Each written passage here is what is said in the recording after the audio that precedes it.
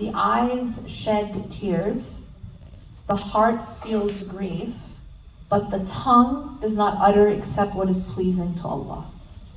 And then he goes on and says that we feel that pain of your separation with his son.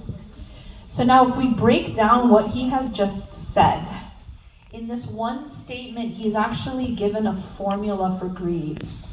He's given a formula for grieving in a healthy way.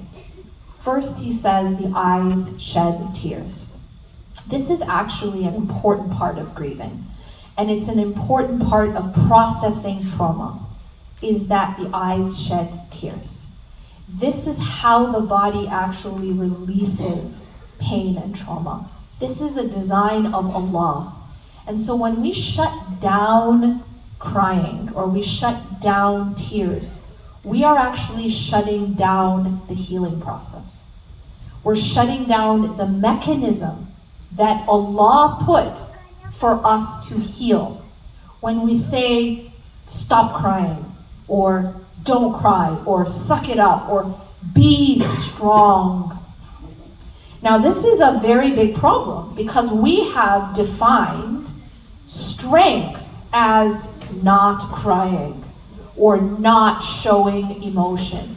And that is absolutely false on every level, from psychological to the example of the prophets. Prophets cried.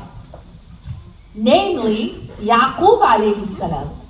Yaqub alayhi salam had sabrun jameel. He had beautiful patience, but he cried until he went blind. The Prophet sallallahu alayhi wasallam is saying here, the first thing he's saying is the eyes shed tears. So we have to unlearn this idea that sabr and healing means that you can't cry or that you don't cry. So that's number one. Number two, he says, and the heart feels grief.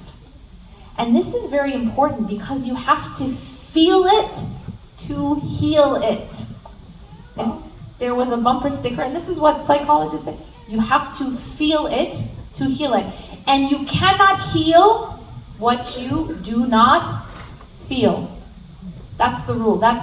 Basically the rule of healing is that you cannot heal what you do not feel.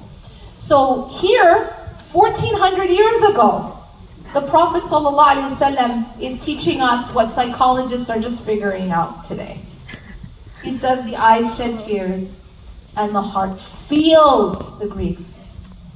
But the tongue does not utter except what is pleasing to Allah, which is what? Sabr. So the Prophet ﷺ, in just a few words, is summarizing the path to sabr, which is a path of proper grieving, including crying and feeling.